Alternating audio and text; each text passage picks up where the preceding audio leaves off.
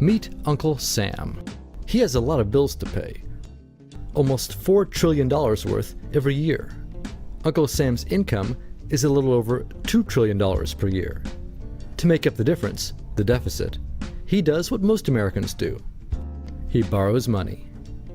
When Uncle Sam takes out a loan, he calls it a bond. Bonds can be held by banks, investors, or even foreign governments. Uncle Sam has to promise to pay interest on these bonds, just as you do on any loan you take out. Ever think about paying your mortgage with your credit card? That's exactly what Uncle Sam does. He takes out new loans, new bonds, so that he can make payments on the old ones. All those loans, and especially all that interest, adds up. Right now, Uncle Sam owes about $14 trillion. To put that in perspective, 14 trillion is about the same as the national GDP, the total value of all the goods and services produced by the American economy in an entire year. It's such a huge amount of money that Uncle Sam is starting to run out of people to borrow from, and he's having trouble just paying the interest on his loans. The obvious solution would be to either cut spending or increase taxes. But if he cuts spending, the people that he's spending money on would complain that they don't have money to spend, and that he was hurting the economy. If he tried to raise taxes enough to close this gap, not only would people definitely have less money to spend, he'd probably have riots on his hands.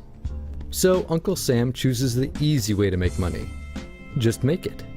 He calls up the Federal Reserve, which is our central bank, and, like magic, dollars are created and deposited in banks all around America. The problem is that the more of something there is, the less it's worth. Same goes for the US dollar. The more dollars there are, the less each one will buy. That's why commodities like gasoline, food, and gold become more expensive when Uncle Sam does his money-making magic. The commodities aren't really worth more. Your money is just worth less. That's called inflation. Remember the foreign governments that lent money to Uncle Sam? When they lent money to the American government, something interesting happened. It made the US look richer, and their countries look poorer.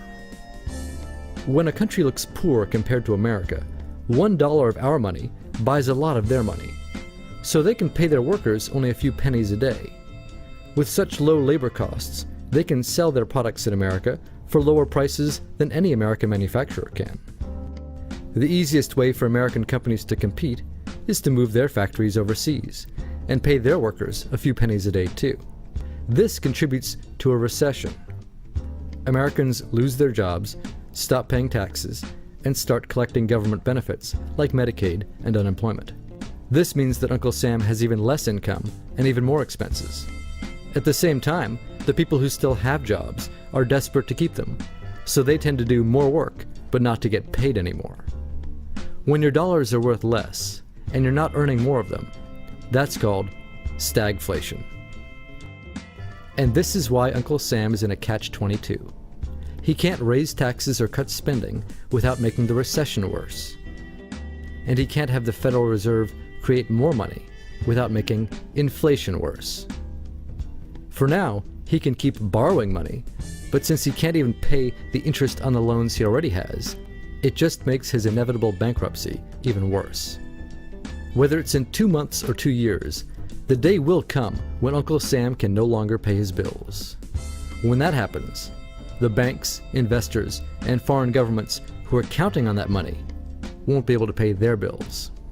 You see, just like Uncle Sam, governments, banks, and corporations don't actually have much money. Mostly, all they have is debt to each other. If one link in the debt chain stops paying, defaults, the whole thing falls apart. If investors can't pay their bills, corporations won't be able to pay their employees. If banks can't pay their bills, you won't be able to take out a loan, use a credit card, or even withdraw your savings. If foreign governments can't pay their bills, their own banks and corporations will have the same problems. That's called a global economic collapse. It's never happened before, so nobody really knows how bad it will be, how long it will last, or even how we'll eventually get out of it. The house of cards has already been built. There's no painless way to dismantle it now. All we can do is to educate each other about what's actually going on, and to prepare for what may be very extraordinary circumstances.